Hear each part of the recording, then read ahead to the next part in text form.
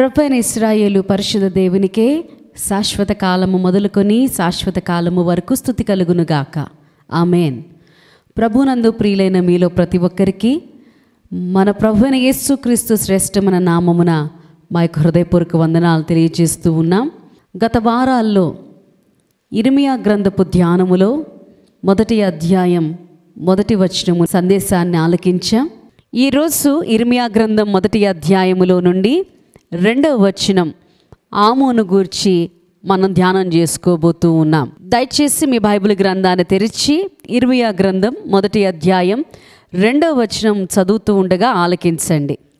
ఆమోను కుమారుడైన యోషియా యూదాకు రాజై ఉండగా అతని ఏలుబడి 13వ సంవత్సరమున యెహోవా వాక్కు ఇర్మియాకు ప్రత్యక్షమాయెను. ఆమోను కుమారుడైన యోషియా. ఈరోజు మనము 14వ యూదా రాజు అయినటువంటి ఆమోను గూర్చి, యూదా రాజ్యమును గూర్చి కొన్ని విషయాలను మనం ధ్యానం చేసుకోబోతూ ఉన్నాం. ఈ ఆమోను రాజు 22 సంవత్సరాలకి అతడు రాజయ్యాడు. అంత మాత్రమే కాకుండా అతడు పరిపాలించినటువంటిది కేవలము 2 సంవత్సరాలు మాత్రమే. ఈరోజు ఈ విషయాలను మనం ధ్యానం చేసుకోబోతూ ఉన్నాం. ప్రభునందు ప్రియులారా, ఈ ఆమోను గూర్చినటువంటి విషయాలు మనం గమనిస్తే దాని కొరకు మనము మన బైబిల్ గ్రంథాన్ని తెరిచి దినవృత్తాంతాల గ్రంథం 2వ గ్రంథం 33వ అధ్యాయము నుండి 21వ వచనాన్ని చదివితే కొన్ని విషయాలను మనం గమనించగలం. ఆమోను ఏలనారంభించినప్పుడు 22 ఏండ్ల వాడై యెరూషలేములో 2 సంవత్సరం లేలెను. అతడు తన తండ్రి అయిన మనష్షే నడిచినట్లు యెహోవా దృష్టికి చెడు నడత నడిచెను. తన తండ్రి అయిన మనష్షే చేయించిన చెక్కుడు విగ్రహములన్నిటికీ బలులు అర్పించుచు పూజించుచు తన తండ్రి అయిన మనష్షే గుణపడినట్లు కాక యెహోవా సన్నిధిని పశ్చాత్తాపుడు కాకనో గుణపడకనో ఈ ఆమోను అంతకంతకు ఎక్కువ ద్రోహకార్యములు చేయుచూ వచ్చాను. తన తండ్రి అయిన మనష్షే చేయించిన చెక్కుడు విగ్రహములన్నిటినీ బలులు అర్పించుచు పూజించుచు అని వ్రాయబడి ఉన్నది. తన తండ్రి అయినటువంటి మనష్షే నడిచినటువంటి చెడు నడత, తన తండ్రి అయినటువంటి మనష్షే ఆరాధించినటువంటి విగ్రహారాధన గూర్చి మనము ప్రస్తావించబడినటువంటి ఈ సంగతులను మనము ఇప్పుడు వివరించుకుంటూ ఉన్నాం. ఈ మనష్షే యూదా రాజులందరిలో కూడా చాలా ఎక్కువ సంవత్సరాలే, దాదాపుగా 55 సంవత్సరాలు రాజులందరికంటే ఎక్కువ సంవత్సరాలు పరిపాలన చేసినట్లు మనం గమనించగలం. ఇక ఇతడు మోస్ట్ వికెడ్ కింగ్ అని మనం చెప్పుకోవచ్చు. యూదా రాజ్యములో ఓపెన్గా విగ్రహారాధన, దేవునికి అసహ్యమైనటువంటి కార్యాలు జరిగించిన వాడుగా ఆమోను తండ్రి మనష్షే కనబడతాడు. ఈ విషయాలను గురించి మనం పరిశీలన చేస్తే అతడు యెహోవా దృష్టికి చెడుతరము జరిగించుచు ఇశ్రాయేలీయుల ఎదుట నిలవకుండా యెహోవా వెళ్ళగొట్టిన జనములు చేసినట్లు హేయ క్రియలు చేశాడని మనం గమనించగలం. ఇక రాజుల గ్రంథం 2వ గ్రంథంలో 21వ అధ్యాయం 9వ వచనంలో పరిశీలన చేస్తే ఇశ్రాయేలీయుల ఎదుట నిలవకుండా యెహోవా లయము చేసిన జనములు జరిగించిన చెడుతనమును మించిన చెడుతనము చేయనట్లు మనష్షే వారిని రేపెను అని వ్రాయబడి ఉంది. 10వ వచనములో యూదారాజైన మనష్షే ఈ హేయమైన కార్యములను చేసి తన ముందున్న అమోరీలను మించిన చెడు నడత కనపరిచి తాను పెట్టుకున్న విగ్రహము వలన యూదావారు పాపము చేయుటకు కారుకుడాయెను. ప్రభువునందు ప్రియులారా, అమోరీల కంటే, అంటే అన్యులైనటువంటి వారి కంటే మరి ఎక్కువ చెడు నడత కనపరిచి ప్రభువుకి కోపం తెప్పించిన వాడుగా మనం గమనించగలం. ఇక ప్రభు ఈ మనష్షే పరిపాలనలో ఎంతకాలమో ఆయన దుఃఖించారో, ఎంతకాలము ఈ మనష్షేని సహించారో, అతను జీవించినప్పుడు అతను చేసినటువంటి ఒక్కొక్క కార్యాన్ని గురించి మనము గనక మెన్షన్ చేసుకోవాల్సి వస్తే, తన తండ్రి అయినటువంటి హిజ్కియా పడగొట్టినటువంటి ఉన్నత స్థలాలను అతడు తిరిగి కట్టించి బయలుదేవతకు బలిపీఠాన్ని కట్టించి ఇశ్రాయేలు రాజైన అహాబు చేసినట్లు దేవతా స్తంభాలను చేయించాడు. ఇక నక్షత్రాలు, వాటికి మ్రొక్కి వాటిని పూజించాడు. దేవుని యొక్క మందిరములో 2 శాలల్లో ఆకాశ సమూహాలకు అతడు బలిపీఠాలు కట్టించాడు. ఆకాశ సమూహం అంతయు ప్రభువుని మ్రొక్కుచూ ఉండగా, సూర్యుడు చంద్రుడు నక్షత్రములు ప్రభు యొక్క చేతి పనులై ఉండగా, అటువంటి నక్షత్రాలకు మ్రొక్కి పూజించడం, ఆకాశ సమూహాలు మందిరములోనే బలిపీఠాలు కట్టించి మ్రొక్కడం అనేది జరిగింది. ఇంకా పరిశీలన చేస్తే ప్రభునందు ప్రియులారా, దేవుడు ఆయన కోరుకున్న ఆయన నామాన్ని ఉంచినటువంటి యెరూషలేము యొక్క మందిరములో అతడు బలిపీఠాన్ని కట్టించాడు. అతని యొక్క కుమారుని అగ్నిగుండం దాటించాడు. జ్యోతిష్యాలు శకునాలు వాడుక చేసి యక్షిణిగాండ్రతో సోదెగాండ్రతో సాంగత్యం చేసి ప్రభువుకి ఎంతగానో కోపం తెప్పించాడు. ఆ కాలములో దేవుని యొక్క మందిరములో యెరూషలేములో అషేరా ప్రతిమను ఉంచాడు. ఇక ధర్మశాస్త్రమును గురించినటువంటి ఆలోచన కానీ తలంపు కానీ ఏమాత్రము ఆ కాలములో లేదు. ప్రభునందు ప్రియులారా, మనిషి యెహోవా దృష్టికి చెడునడత నడిచి యూదావారిని పాపములో దింపిందిగాక, యెరూషలేమును ఈ కొన నుండి ఆ కొన వరకు రక్తముతో నిండినట్లు నిరపరాధుల యొక్క రక్తాన్ని బహుగా ఒలికించాడు. When leader is in darkness, the nation perpetuated in darkness. దేవుని ప్రజలమైనటువంటి మనం ఆమోను తండ్రి అయినటువంటి మనష్షే గురించినటువంటి విషయాలు ఎందుకు చదువుకోవాలి, ఇవి ఎందుకు వినిపించాలి, మనం ఇవెందుకు ధ్యానం చేసుకోవాలంటే, అపోస్తలుడైన పౌలు కొరింథీయులకు రాసిన మొదటి పత్రిక 10వ అధ్యాయం 11వ వచనములో ఈ సంగతులు దృష్టాంతములుగా వారికి సంభవించి యుగాంతమందున్న మనకు బుద్ధి కలుగుటకై వ్రాయబడెను. ఆమోను కాలములోను మనష్షే కాలములో సంభవించినటువంటి విషయాలు మనము నిశ్చయముగా ఈ యుగాంతమందు బుద్ధి కలగడం కోసం ఈ సంగతులు మనకు వ్రాయబడి ఉన్నాయి, వినిపించబడుతూ ఉన్నాయి. మనము దేవుని యొక్క వాక్యాన్ని శ్రద్ధగా ఆలకించాలి.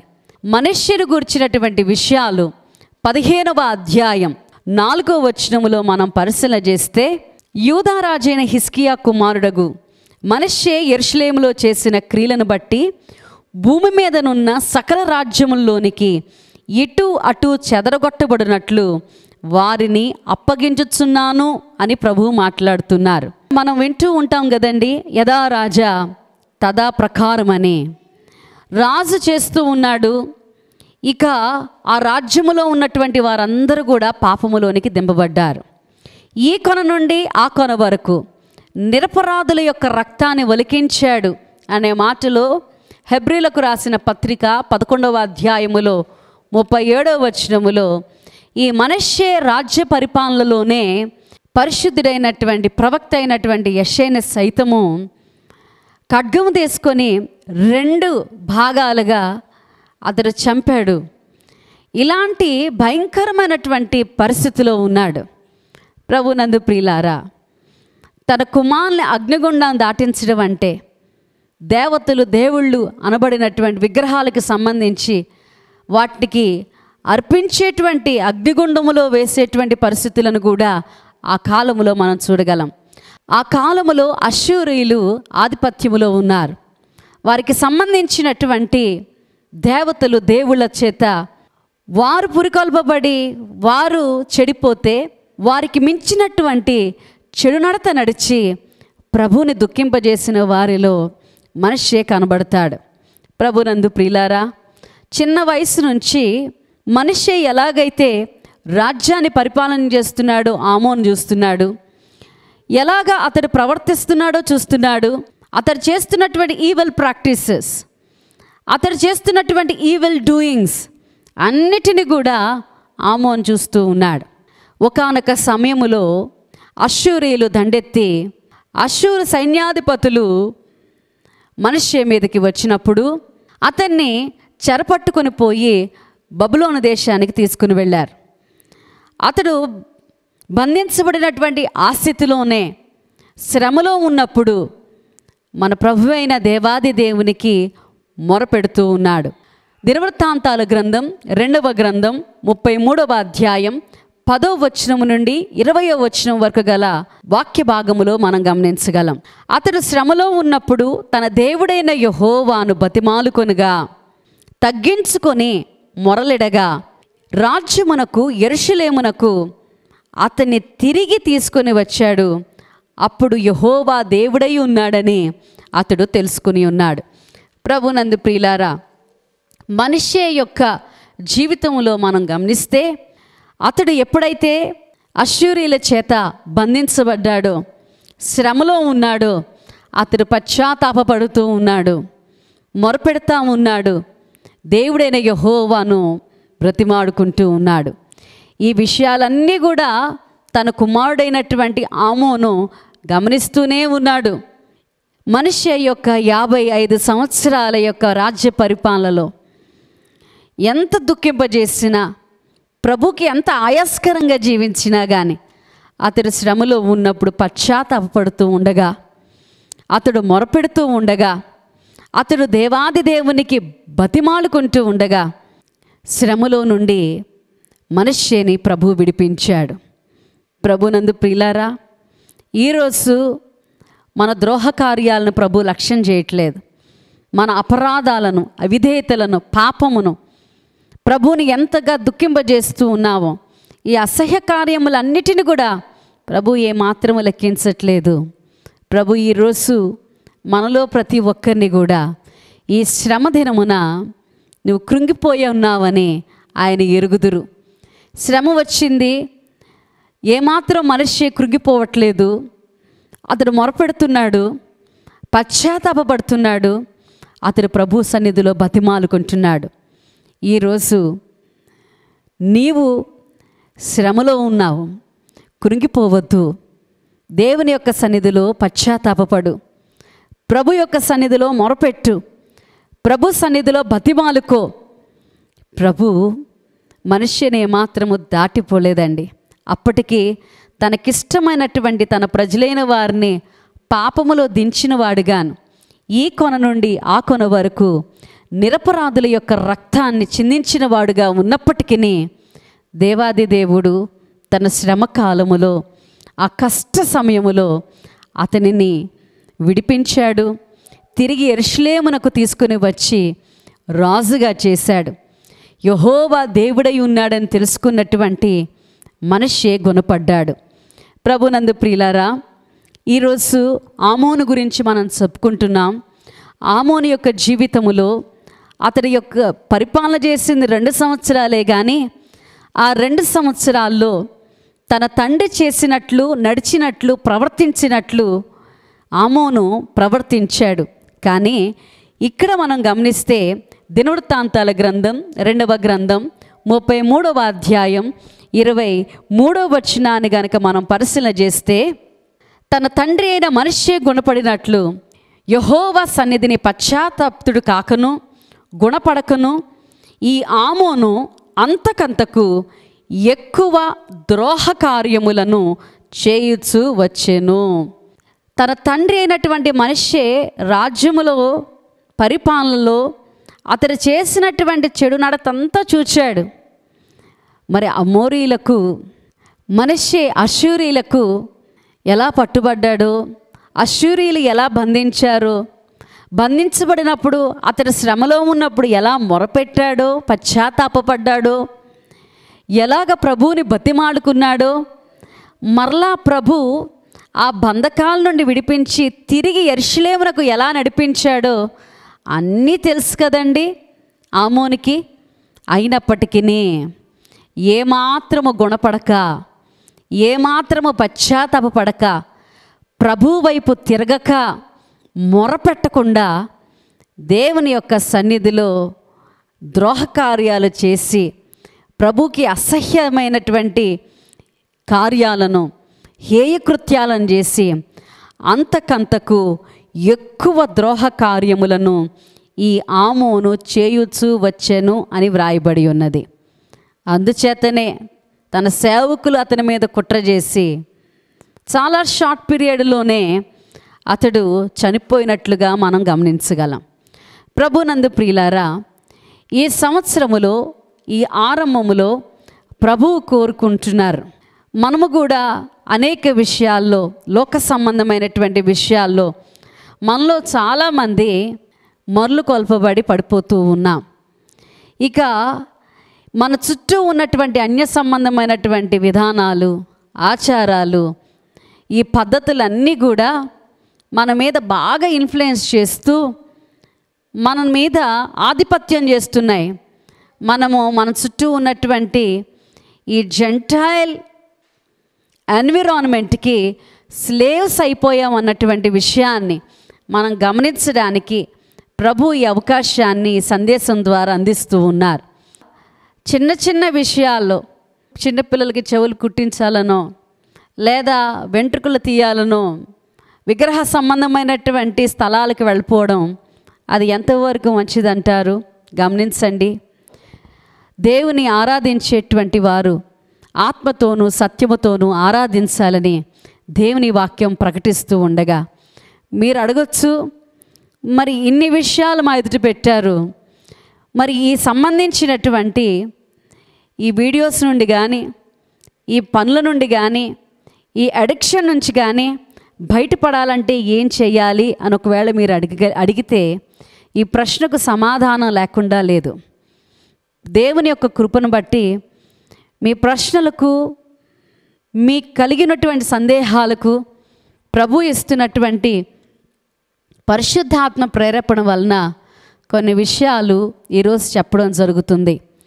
ప్రభునందు ప్రియులారా, డ్రగ్స్కి అడిక్ట్ అయినటువంటి వారు శరీరంలో ఏ ఏ పార్ట్స్ పాడైపోతూ ఉన్నాయో మనం నెట్లో టైప్ చేస్తే చాలా విషయాల గురించి మనం స్టడీ చేయవచ్చు. అయితే ఈరోజు సంబంధించినటువంటి సోషల్ నెట్వర్క్లో వస్తున్నటువంటి అనేక సంబంధమైనటువంటి వ్యర్థమైనటువంటి విషయాలను గురించి మన కాన్సన్ట్రేషన్ గనక మళ్ళాలి అని గనక మీరు గనక మనసు పెట్టాలనుకుంటే here is the good news. కీర్తన గ్రంథములో 50వ కీర్తన 23వ వచన ప్రకారం స్తుతియాగము అర్పించువాడు నన్ను మహిమపరచుచున్నాడు, నేను వానికి దేవుని రక్షణ కనపరుచున్నట్లు వాడు మార్గము సిద్ధపరచుకునేను అనే మాట ఉన్నది.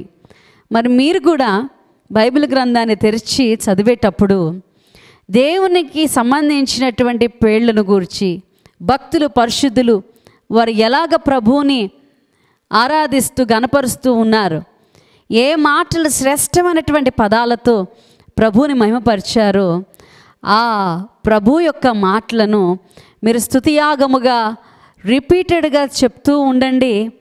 దేవుని యొక్క మాటలో ఉన్నటువంటి, ఆయన పేరులో ఉన్నటువంటి ప్రభావం మన హృదయంలోనికి వెళ్ళి, మన అవయవాల్లోనికి వెళ్ళి సంబంధించినటువంటి ఏ అడిక్షన్ అయినప్పటికీ దాన్ని కంప్లీట్గా అరెస్ట్ చేసి మనలను విడిపించగలిగినటువంటిది. అంత మాత్రమే కాదు ప్రియులారా, మీరు మంచి వాయిద్యాలు వాయించేవారైతే ప్రభు యొక్క పాటలు మీరు వాయిద్యం వాయిస్తా ఒక 10-15 minutes 20 minutes 30 minutes టైం పెట్టుకొని దేవుని యొక్క పాటలను మీరు వాయిద్యాలు వాయిస్తూ ఉండండి. దేవుని ప్రభావం మీలోనికి వెళ్తుంది. మీకు తెలియంది కాదు కదా, బాలుడైనటువంటి దావీదు సైతము సితారా వాయించచ్చు, వాయిద్యము వాయించచ్చు, అనేక పాటలు పాడాడు, అనేక పాటలు రాశాడు. అలాగనే వాయిద్యం వాయిస్తూ చీకటి శక్తులను వెళ్ళగొట్టాడు. ప్రభు సన్నిధిలో దీవించబడ్డాడు, అభిషేకించబడ్డాడు. ఇంకా మీరు మంచిగా పాడగలిగిన వారైతే, మధుర గాయకులైతే ఇంకెందుకు ఆలస్యం? తీసుకోండి పాటల పుస్తకాన్ని, దేవుని యొక్క సన్నిధిలో ఆయన నామాన్ని మహిమపరుస్తూ ఘనపరుస్తూ నీ శక్తి వంచన లేకుండా నువ్వు పాటలు పాడు. ప్రభుని ఆరాధించేటువంటి పాటలు పాడు. నువ్వు పాడుతూ ఉన్నప్పుడు పరిశుద్ధాత్మ కార్యం నీలో జరుగుతుంది. ఇంకా చెప్పాలంటే దేవుని యొక్క వాక్యం 2 అంచుల కంటే వాడిగల ఖడ్గము వంటిది. మన హృదయాలోచనలను, మన తలంపులను, మన యొక్క హృదయ అంతరంగములకు దూరుచు మనలను పరిశుద్ధపరిచేది, మనలను ప్రతిష్ఠించేది, మనలను ప్రక్షాళన చేసే దేవుని యొక్క వాక్యం. వాక్యమును ఆత్మ ఖడ్గము మీ దగ్గర ఉంది. ఇక దుష్టుని కార్యములను ఆర్పడానికి నీవు దేవుని వాక్యాన్ని పట్టుకొని చదువు. దేవుని యొక్క వాక్యాన్ని గట్టిగా చదువుతూ ఉంటుంటే చీకటి శక్తులు పారిపోతాయి. మన శరీరాన్ని పట్టిన చీకటి శక్తులైనా, మన మనసును పట్టినటువంటి చీకటి శక్తులైనా, ఆధ్యాత్మికంగా మనల్ని బలహీనపరుస్తున్నటువంటి చీకటి శక్తులైనా ఫస్ట్ 5 నిమిషాలతో ప్రారంభించండి. 10 నిమిషాలు, 15 నిమిషాలు, 20 నిమిషాలు, 30 నిమిషాలు, అలాగనే గంటకు పైబడి మీరు దేవుని యొక్క వాక్యాన్ని, ప్రభు మనకిచ్చినటువంటి దివ్య వాక్యాన్ని, శక్తి కలిగిన వాక్యాన్ని చదువుతూ ఉన్నప్పుడు ఆ శక్తిని బట్టి దేవుని యొక్క పరిశుద్ధాత్మ కార్యం జరుగుతుంది. ప్రభునందు ప్రియులారా, శ్రమలో ఉన్నప్పుడు మనిషి ఎలా ప్రార్థించాడు, పశ్చాత్తాపపడ్డాడు, మొరపెట్టాడు, దేవుని బతిమలాడుకున్నాడు.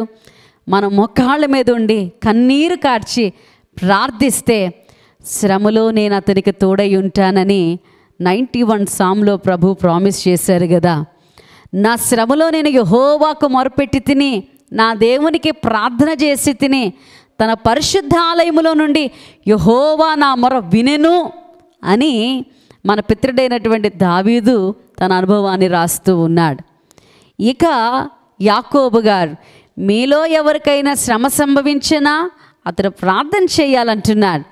కాబట్టి ప్రభునందు ప్రియులారా, ఈ శ్రమ అనేది కరోనా రూపంగానో, మన చుట్టూ ఉన్న ప్రకృతి బీభత్సాల రూపముగానో, ప్రమాదాల రూపముగానో, ఆర్థిక సమస్య రూపముగానో, ఆరోగ్య సమస్య రూపముగానో, కుటుంబ సమస్య రూపముగానో ఈ మాత్రమే కాదు, మానసికంగా ప్రభు మార్గం నుండి డైవర్ట్ చేయడానికి ఎన్ని విధాలుగా, ఎన్ని రకాలుగా నీ మీదకి ఉప్పెనై నీ మీదకి వస్తున్నప్పటికీ ప్రభు ఇచ్చినటువంటి కృపను బట్టి, ఈ ప్రభు మాకు తెలియజేసిన పరిశుద్ధాత్మ ప్రేరణతో మీకు తెలియజేసిన ఈ విషయాలను మనసులో పెట్టుకొని వీటిని అవలంబించండి.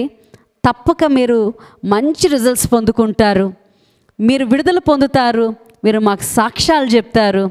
ప్రభునందు ప్రియులారా, మరి నా ముగింపులో అపోస్తుడైనటువంటి పౌలు ఎఫెసీలకు రాసినటువంటి పత్రిక 4వ అధ్యాయం 17వ వచనము నుండి 23వ వచనం వరకు గల వాక్య భాగములో, కాబట్టి అన్యజనులు నడుచుకున్నట్లు మీరిక మీదట నడుచుకొనవలదని ప్రభువునందు సాక్ష్యమిచ్చుచున్నాను. అన్యజనులు నడుచుకునేటువంటి విధానం అంతా, అది ఏదైనప్పటికీ, విగ్రహారాధనైనా, జ్యోతిష్యాలైనా, శకునాలైనా, మంత్రాలైనా, అషేరా దేవత సంబంధించినటువంటి ఫోనోగ్రాఫిక్ కార్వింగ్స్ అయినా, మరి ఇతరితరవి ఏ విధానాలైనప్పటికీ అవన్నీ కూడా అంధకారమైన మనస్సు గలవారే, హృదయ కాఠిన్యము పొందినటువంటి అజ్ఞానము చేత దేవుని యొక్క మన ప్రభువైన యేసుక్రీస్తే జీవము, ఆయనలో జీవము ఉండెను, ఆ జీవము మనుషులకు వెలుగై ఉండెను. దేవుని జీవములో నుండి మనలను వేరుపరిచేటువంటిది అన్య సంబంధమైనటువంటి ఆచారాలు, అంధకారమైనటువంటి మనసు కలిగించేవి అన్య సంబంధమైనటువంటి ఆచారాలు, హృదయ కాఠిన్యాన్ని ఇచ్చేటువంటివి అన్య సంబంధమైనటువంటి ఆచారాలు, అజ్ఞానంలో పడేసేవి అన్య సంబంధమైనటువంటి ఆచారాలు. ఇక వ్యర్థత, మనసుకు కలిగినటువంటి వ్యర్థతను అనుసరింపజేసేవి అన్య సంబంధమైనటువంటి ఆచారాలు. సిగ్గులేని వారై నానా విధమైనటువంటి అపవిత్రతకు అత్యాసక్తితో జరిగించుటకు తమను తామే కాముకత్వమునకు అప్పగింపుకొన చేసేవి అన్య సంబంధమైనటువంటి ఆచారాలు. వీటన్నిటి విషయములో ప్రభువైన యేసుక్రీస్తు నామములో 20వ వచనం ప్రకారం మనందరికీ రెమెడీ అనుగ్రహించబడుతుంది. అదేంటంటే, మీరు యేసును క్రీస్తును గూర్చి విని అనే మాట. ప్రభునందు ప్రియులారా, ఇక ఇంతకు మునుపు ఇర్మియా గ్రంథపు ధ్యాన వాక్యములో 1వ అధ్యాయములో యెహోవా వాక్కు ఇర్మియాకు ప్రత్యక్షమై, ఇర్మియా వాక్యములు అనే సందేశముతో మీ ముందుకు వచ్చి ఉన్నాం. ఈరోజు సైతము ప్రభు ఇచ్చినటువంటి కృపలో ఇర్మియా గ్రంథములో మరి 1వ అధ్యాయములో 2వ వచనములో చూస్తే ఆమోను గురించి మనం చెప్పుకున్నాము. యెహోవా వాక్కు ఇర్మియాకు ప్రత్యక్షమాయెను అని చివరి లైన్లో మనం గమనించగలం. యెహోవా వాక్కు ప్రత్యక్షమవడం, యేసు క్రీస్తును గూర్చినటువంటి వార్త విని అనేటువంటి మాటలో ప్రభువైన యేసు క్రీస్తే వాక్యము. ఆయన శరీరధారిగా కృపాసత్య సంపన్నుడుగా మన మధ్య నివసించుచుండెను. మన ప్రభువైన యేసు ఈ లోకానికి వాక్యమైనటువంటి ప్రభువైన యేసు కృపాసత్య సంపన్నుడుగా ఈ లోకానికి సశరీరుడుగా వచ్చారు. ఆయనే సర్వమానవాళి కోసం రక్తము చిందించి ప్రాణము పెట్టి సమాధి చేయబడి పునరుద్ధానుడే తిరిగి లేచాడు. ఆయన ఒలీవ కొండ మీద నుండి పరలోకానికి ఆరోహణమయ్యాడు. మరలా అతి త్వరగా పరిశుద్ధమైన జీవితాలు జీవిస్తున్నటువంటి నీతిమంతులైనటువంటి ఈరోజు ప్రాచీనటువంటి స్వభావాన్ని విడిచిపెట్టి నవీన స్వభావాన్ని ధరించుకోవాలని ఆశపడుతూ ప్రభు సముఖములో వాక్యం వింటున్నటువంటి ప్రతి ఒక్కరి కోసం మేఘాల మీద అతి త్వరగా ప్రభు రానయ్యి ఉన్నారు. హల్లెలూయా, మరణాత ప్రభు త్వరగా రానయ్యి ఉన్నారు. కాబట్టి ప్రభునందు ప్రియులారా, మీరు యేసును గూర్చి విని ఇర్మియా వాక్యములు ఈ మాటలన్నిటిని కూడా మనం పరిశీలన చేస్తే ప్రభువైన యేసయ్య వాక్యము ఈ లోకానికి ఆయన శరీరుడుగా వచ్చి మనందరి కోసం పరలోకానికి ఆరోహణమై త్వరగా అతి త్వరగా మేఘాల మీద పరిశుద్ధమైన జీవితాలు జీవించచ్చు ప్రభు కొరకు ఎదురు చూస్తున్న వారి కొరకు త్వరగా రానయ్యి ఉన్నాడు. కాబట్టి ప్రభునందు ప్రియులారా, ఈరోజు అందించబడినటువంటి ఈ సందేశము ద్వారా మీ ప్రాచీన స్వభావమును వదులుకొని మీ చిత్తవృత్తి యందు నూతన పరచబడిన వారే మన పనులన్నిటి విషయములోను మన క్రియలన్నిటి విషయములోను మనలో ప్రతి ఒక్కరము కూడా నూతన పరచబడాలని దేవుని యొక్క వాక్యము మనకు వినిపించబడుతూ ఉంది. కాబట్టి మునుపటి ప్రవర్తనను విడిచిపెడదాం, మునుపటి ప్రాచీన స్వభావాన్ని విడిచిపెడదాం, మోసకరమైనటువంటి దురాశలకు సంబంధించినటువంటి ఈ ప్రాచీన స్వభావాన్ని వదులుకుందాం. ఇక ప్రభు వాగ్దానం చేసినట్లుగా మన యొక్క చిత్తవృత్తి యందు నూతనపరచబడిన వారమై నీతియు యథార్థమైన భక్తి కలిగిన వారమై దేవుని పోలికగా సృష్టించబడినటువంటి నవీన స్వభావాన్ని ధరించుకుందాం. ప్రభు ఈరోజు మనకు వాగ్దానం చేస్తూ ఉన్నారు. నిశ్చయముగా ప్రభు నూతన హృదయాన్ని నూతన ఆత్మను అనుగ్రహించి ఆయన ఆజ్ఞలను కట్టడలను అనుసరించి ప్రభువులో వేరుపారి ఫలించి అభివృద్ధి పొందినట్లుగా వాక్యాన్ని బట్టి వాగ్దానాన్ని బట్టి నీతి యథార్థమైనటువంటి భక్తి కలిగిన వారమై దేవుని పోలికగా సృష్టింపబడినటువంటి నూతన స్వభావాన్ని యేసుక్రీస్తునందు ధరించుకుందాం. అటువంటి కృప తండ్రి కుమార పరిశుద్ధాత్మ త్రియేక దేవుడు మెండుగా మనకు అనుగ్రహించునుగాక. Shalom, praise the lord, God be with you and God bless you.